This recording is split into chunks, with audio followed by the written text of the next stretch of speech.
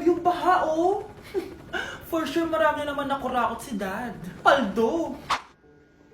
Oh, Cheska, ba't ang aga mo? Di ba traffic kasi baha? Ay, opo ma'am, baha nga po eh. Kaya pinag-helicopter na ako ni Daddy para safe ako. Kawawa nga po yung mga tao eh. Wow, sana all. Ah, yes Daddy? Opo, nandito na po ako sa school. Yung baon ko 1 million ha, send mo na. Ha? 1 million yung baon niya?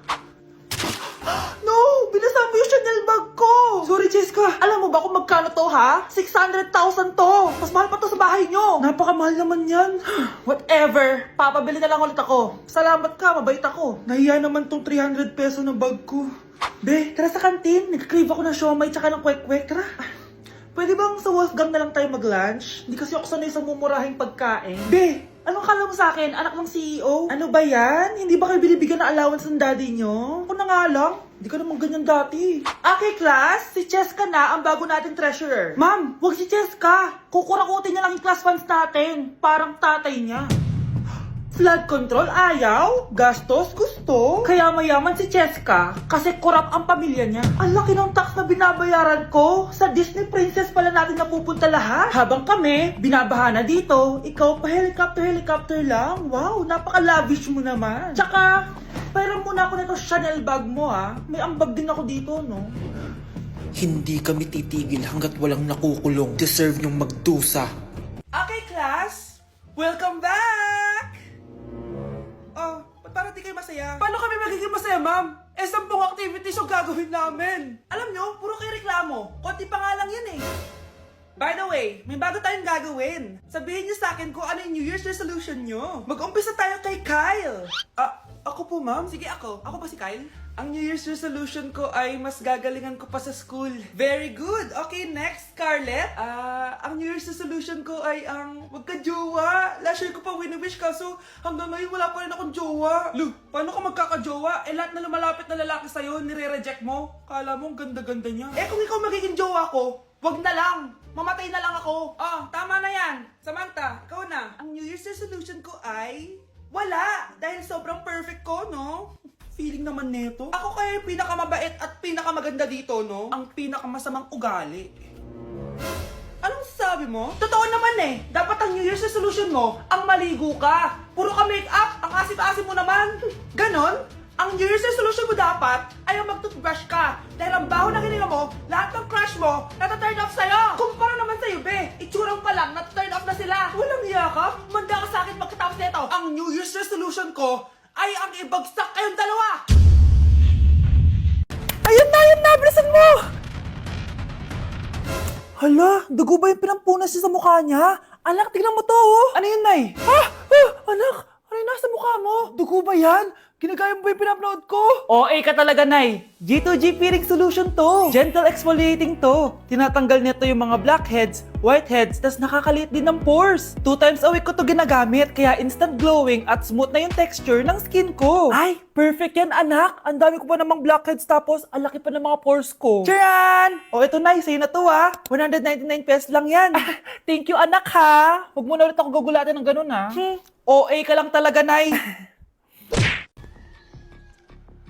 Balita ko, dyan nagtatrabaho yung dati kong asawa. Siguraduhin yung masisisante nyo yan. Dahil ayaw ko ng peste sa kumpanya ng asawa ko. Naintindihan? Susan, alam mo, feel ko talaga mapapromote na ako anytime. Kasi sabi ng manager namin, isa ako sa pinakamagaling sa amin. Ngayon pa lang, congrats na kita. Simula pa lang, alam ko naman na kaya mo. Alam mo, okay din pala na hiniwalayin ako ng asawa ko. At this ngayon, alam ko talaga kung anong habol niya sa akin. Yun ay pera. Madami pang ibang babae dyan, ano ka ba? Tsaka ang importante ngayon, nakafocus ka sa pagpapaganda ng buhay nyo. Oh, luto na to. Kaya na tayo. Yes po, ma'am. Okay po. Ma'am, i-hold ko po muna kayo, ha? Wait for a while. Sino itong tumatawag? Sir Ramon, may bad news po ako sa'yo. Ayaw ka po ng boss namin. Ano? Kaya tatanggalin ka sa trabaho. Anong tanggal na ako sa trabaho, ha? Utos lang po sa amin. Hindi pwede yun. Sorry sir, humanap ka na lang po na ibang trabaho. Bakit puro na lang kamalasan dumadating sa buhay ko? Ay. Si Michael ba yun? Michael! Scarlett? Bakit pinauna mo ako umuwi kahapon? Eh di ba palagi tayo sabay umuwi? May ginawa ako. Tsaka baka magselos yung nagbigay ng bulaklak sa'yo. Para ka namang ano dyan.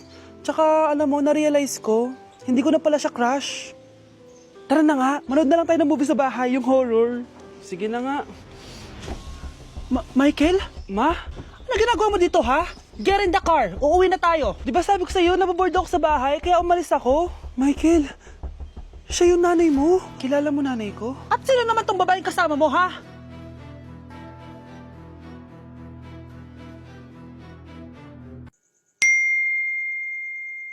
Anak, kailan ka uuwi? Magpapasko na. Ayun na! Malapit na mag-Noche Buena! Bilisan nyo! Oh, naayos ko na yung table, ha? Lagyan nyo dito yung mga pagkain. Oh, pinaglutuan ko kayo ng favorite nyo, kaldereta. Mga anak, sana nagustuhan yung mga regalo namin sa inyo. Thank you po! Hindi na magiging blurred yung mga pictures ko. Wow, mga favorite box ko to, ah. Thank you po. Ang angas naman nito. Solid. Sa wakas, makakalaro na din ako. Nay, sana palaging ganito. Sana palagi tayong masaya at kompleto. Siyempre naman anak, ano ka ba? Oh, 12 o'clock na. Merry Christmas, mahal. Merry Christmas, mga anak. Oh, Merry Christmas. O, kain na tayo. Merry Christmas, guys. Merry Christmas. Mahal ko kayong lahat. Merry Christmas. Best family ever. Bawi na lang ako next year, Nay. Scarlett, focus on your work. Opo, ma'am. Ito na po. Okay, class. Magre-recitation tayo. Ang makasagot, +1. Direct to the card. For sure ako nang magiging top 1 kapag nakasagot ako dyan. Dapat ako ang makasagot niyan, hindi si Samantha. Unang tanong, ano ang card na ginagamit kapag nagwi-withdraw? Ma'am? Ano pa bang card yun? Di face card. Anong face card, ha? ATM card yun. Face card. Wala ka nga nun? Ayusin nyo, ha? Susunod, ano ang kulay na nasa flag natin? Ma'am, ang kulay po ng flag natin ay red at green. Ha? Bakit may green, ha? Di ba po pag masama, red flag, tapos kapag mabait, green flag? Anong pinagsasabi mo? Diyos ko, mga bata ngayon, ang kulay ng flag natin, red, blue, white, tsaka yellow. Okay, class. Last question na lang to, ha? Ayusin nyo na. Napakadali na lang na to. Ano ang iniinom kapag masakit ang ulo? Ma'am ako, ma'am. Okay, Michael? Yakap, sulat, kiss pa rin po ni Crush. Kuya, try mo po yung sikat na mango na ice cream. Mango na ice cream? Mango is my favorite flavor, so let's try it. Wow, parang ang sarap niya. Tara, bili tayo. So, papunta na ako sa convenience store para hanapin yung famous na mango na yan. Sabi nila meron daw dito sa Vietnam. Kaya pumunta ako dito sa Circle K. Guys, meron dito, oh. Hello, kompleto. Guys, excited na ako matry ito. Bilhin na natin. Grabe, napakamahal naman ng mga yan. Ayun guys, binili ko yung mango, yung lemon, tsaka yung peach. Eto na sila. Tikman na natin. Unahin na natin tong si mango kasi ito yung pinakasikat. Sirain ko na. Wow! Mukha talaga siyang mangga in real life, guys. Tapos dito siya hahawakan. Okay, unang kagat.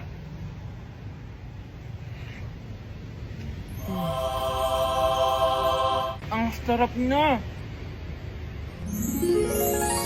Lasa talaga siyang mangga, promise, na may konting gatas. Medyo maasim din siya na onte. 10 out of 10 to sa akin, guys. Okay, next naman itong peach. Mukha siyang puwet ng bata, oh. Okay, kagatin na natin. Ang nostalgic ng lasa niya. Nangingilo ako guys, sobrang lamig. Parang sarap niya, hindi siya sobrang asim, hindi rin siya sobrang tamis. Like, sobrang sakto lang talaga. For me, 9.5 out of 10 to. Okay, last, etong lemon. Wow, mukha talaga siyang lemon, no? Okay, unang kagat. Ba't parang wala siyang lasa? Tapos, hindi rin siya lasang lemon. Parang ice cream na wala lasang wala. Wala akong nalalasahan. Alam ba kami sakit na ako. 2 out of 10 lang to sa akin kasi hindi niya ako na-satisfy. For me, masarap naman sila kaya itry nyo guys. At kung may gusto pa kayo ipatry sa akin, itatry natin yan. So comment lang kayo guys. Bye! Huwag niyo ko ikulong! Hindi ako scammer! Itigil niyo na yan! Hindi si nanay ang scammer. Pero nasa bahay na to, ang totoong scammer. Hoy bata, huwag kang mangialam. Wala ka namang ebidensya. Pero nay, alam ko hindi ko yung scammer. Tara na, sumama ka na sa akin. Mga anak, aayusin ko to ha. Babalik din ako, okay? Kung sino man sa inyo yung totoong scammer, umamin na kayo. Nakulong si nanay, di ba? Ate, walang may gustong makulong si nanay. Tsaka bakit kami lang tatlo sinisisi mo? Eh baka ikaw talaga yung totoong scammer. Imbes na magsisihan tayo, magtulungan na lang tayo para kay nanay. Malalaman ko rin ng totoo. Delivery po. Gabi na. May nagde-deliver pa? Kuya, kaninong parcel yan? Kay Susan po ulit. Ha? Paano nangyari yun? Eh, nasa kulungan na si nanay. Aba ma'am, hindi ko po alam. Taga-deliver lang po ako eh. Sige na po. Oh, nasa gitna yung kalaban ha? Hoy, ayusin mo na itong mga damit mo. Ilagay mo muna dyan sa kama. Oh, ayun na! Paano naman ito laman ng parcel na to? Nakakainis, talo na naman. Ano ba? Ba't nandito to? Ito ba yung galing sa scam? Sabi ko na nga ba?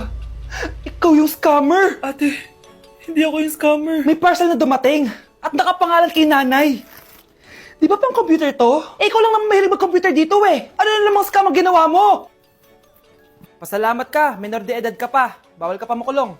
Pasensya na sa ginawa ng anak ko. Pagsasabihan ko to. Basta wag na uulitin ha. Ako na magbibigay sa mga may-ari neto. Sige na. Ang galing mo talaga. O ito, sino to cellphone? Akin tong pera. Mas kailangan ko to. Galingan mo pang mang scam para mas marami tayong makuha. Bahala sa'yo. Makakaasa ka. Gagalingan ko pa.